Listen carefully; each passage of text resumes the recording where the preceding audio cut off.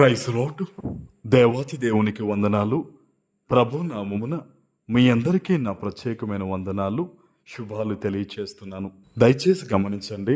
మరి మేమున్న ఈ గోకవరం ప్రాంతంలో దేవుని మందిరానికి మొదటిగా మేము స్థలాన్ని కొనుగోలు చేయాలని ప్రభు యొక్క ప్రేరేపణతో మేము ఆలోచన చేస్తూ ఉన్నాం.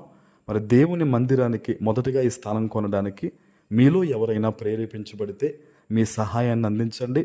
తప్పక మేము ప్రతిదినము కూడా మిమ్మల్ని జ్ఞాపకం చేసుకుని ప్రార్థిస్తాం. ఈ దినము కొరకు ఏర్పాటు చేయబడిన దేవుని వాగ్దానము ఆదికాండము 32వ అధ్యాయము 27-28 వచనాలు. ఆయన నీ పేరేమని అడుగగా అతడు యాకోబు అని చెప్పాను. అప్పుడు ఆయన, నీవు దేవునితోనూ మనుషులతోనూ పోరాడి గెలిచితివి గనక ఇక మీదట నీ పేరు ఇశ్రాయేలే గాని యాకోబు అనబడదని చెప్పాను. దేవుని నామానికి మహిమ కలుగునుగాక. ఈ ఉదయకాల సమయంలో సర్వశక్తివంతుడగు నీ తండ్రి గొప్ప వాగ్దానాన్ని నీకు అందిస్తూ ఉన్నారు. ఆనాడు యాకోబును దేవుడు దీవించి ఆయన పేరు మార్చి ఆయన ఎంత గొప్పగా బ్లెస్ చేశారో ఈరోజు అదే వాగ్దానాన్ని దేవుడు నీకు కూడా ఇస్తూ ఉన్నారు. హల్లెలూయా.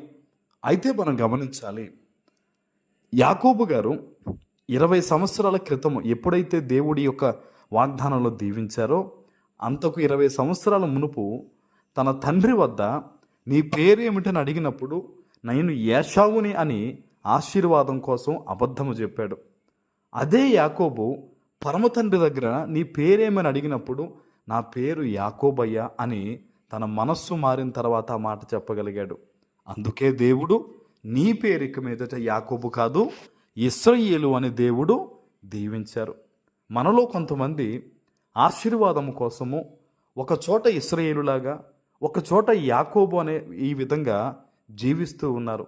చూడండి, దేవుడు ఎంత మాత్రం కూడా అలా ఉన్నవారిని దీవించడు. యాకోబు కూడా ఒకప్పుడు తన తండ్రిని మోసం చేసి అన్నను మోసం చేసి కన్న తండ్రి దగ్గరే నేను ఏశావునని అబద్ధం చెప్పాడు. దానివల్ల ఏమీ కూడా అతనికి రాలేదు. అయితే ఎప్పుడైతే పరమ తండ్రి దగ్గర నేను యాకోబయ్యా అంటే నేను మోసగాడినయ్యా, నా జీవితం ఇదయ్యా అని చెప్పి ఆ యొక్క పోరాటంలో తన యొక్క నిజాన్ని ఒప్పుకొని పశ్చాత్తాపంతో ప్రభుని మనవి చేశాడో దేవుడు అద్భుతమైన రీతిలో యాకోబుకి దాచి ఉంచిన పేరు ఇవ్వడం అనేది మనం చూస్తూ ఉన్నాం. ఈరోజు ఈ ఉదయకాల వాగ్దానాన్ని నువ్వెక్కడి నుంచి వింటూ ఉన్నావో దేవుని దగ్గర ఒప్పుగోలు కలిగిన ప్రార్థన చే. ఎందుకో తెలుసా?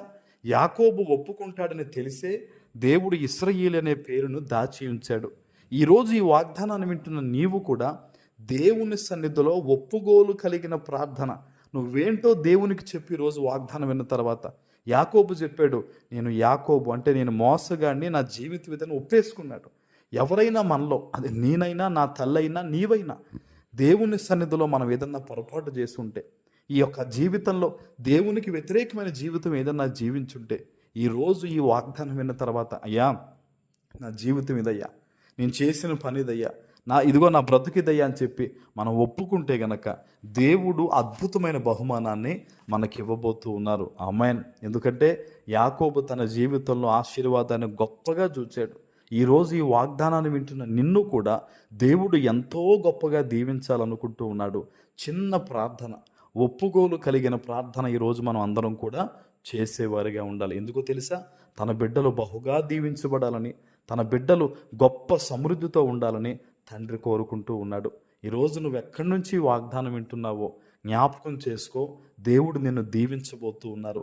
ఆశీర్వాదానికి నీవు సమీపంగా ఉన్నావు. అట్టి కృప మీ అందరికీ కలుగునుగాక. ఆమేన్. ప్రార్థన చేసుకుందాం. పరిశుద్ధుడు అయిన మా తండ్రి, ప్రేమ కలిగిన ప్రభువా, మీకు స్తోత్రాలు. ఈ ఉదయకాల సమయంలో మీరు ఇచ్చిన గొప్ప వాగ్దానము ప్రతి బిడ్డ జీవితంలో నెరవేర్చి స్థిరపరచమని యేసు నామమున ప్రార్థిస్తున్నాను తండ్రి. ఆమేన్.